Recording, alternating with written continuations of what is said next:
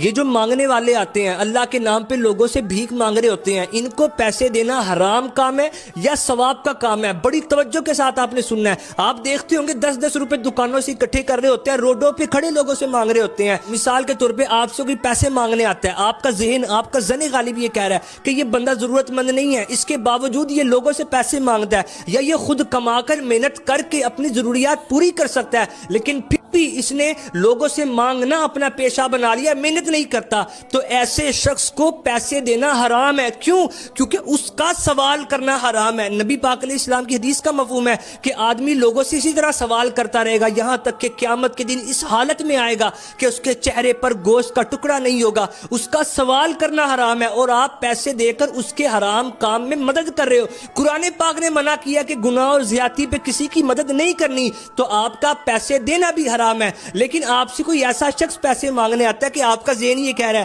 کہ یہ ضرورت مند ہے یا یہ کما کر اپنی ضروریات پوری نہیں کر سکتا، تو ایسے شخص کو پیسے دینا ثواب کا کام ہے۔ اس مسئلے کو اپنے تک نہیں رکھنا، اس کو اپنے ذہن میں بھی رکھیں اور اس کو دوسروں میں بھی شیئر کریں تاکہ لوگ بھی اس حرام کام سے بچ سکیں۔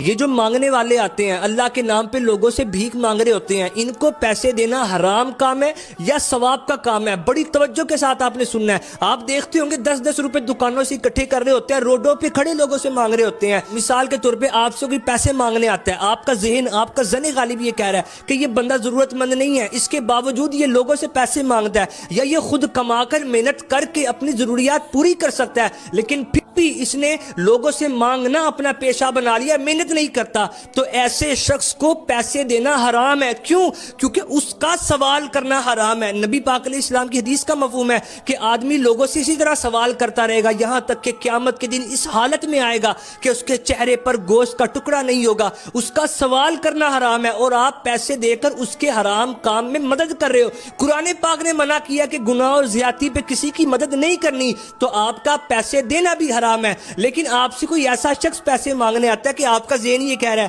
کہ یہ ضرورت مند ہے یا یہ کما کر اپنی ضروریات پوری نہیں کر سکتا، تو ایسے شخص کو پیسے دینا ثواب کا کام ہے۔ اس مسئلے کو اپنے تک نہیں رکھنا، اس کو اپنے ذہن میں بھی رکھیں اور اس کو دوسروں میں بھی شیئر کریں تاکہ لوگ بھی اس حرام کام سے بچ سکیں۔